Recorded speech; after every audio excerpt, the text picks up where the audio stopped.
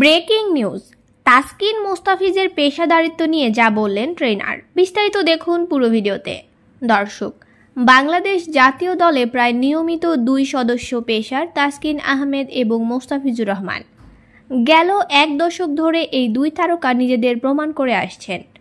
তবে খেলার বাইরে মোস্তাফিজকে অনুশীলনে খুব একটা ঘাম ঝরাতে দেখা যায় না বলেই প্রচলিত আছে। তবে ট্রেনার ইয়াকুব ডালিমের মতে পরিশ্রমের ব্যাপারে ছাড় দেন না তাদের কেউই। এই প্রসঙ্গে ইয়াকুব ডালিম বলেন, তাসকিন ও মোস্তাফিজকে আমি দীর্ঘদিন ধরে চিনি। এমনিতে তারা দুজন দুই রকমের ক্যারেক্টার, কিন্তু কাজের দিক দিয়ে তারা কোনো আপোষ করে না। কাজ করবেই তারা। পেশাদারিত্বে তারা 100 ভাগের উপরে।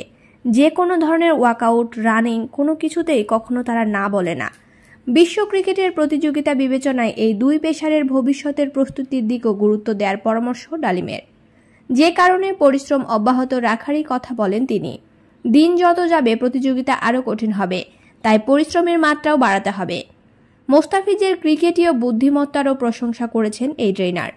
মোস্তাফিজ অত্যন্ত বুদ্ধিমান। ক্রিকেটে অনেক কিছুই শক্তি দিয়ে হয় না, মাথা বা বুদ্ধি দিয়ে খেলতে হয়। সেটা মোস্তাফিজের ভেতরে আছে। সে খুব ভালোভাবে চাপ সামলাতে পারে।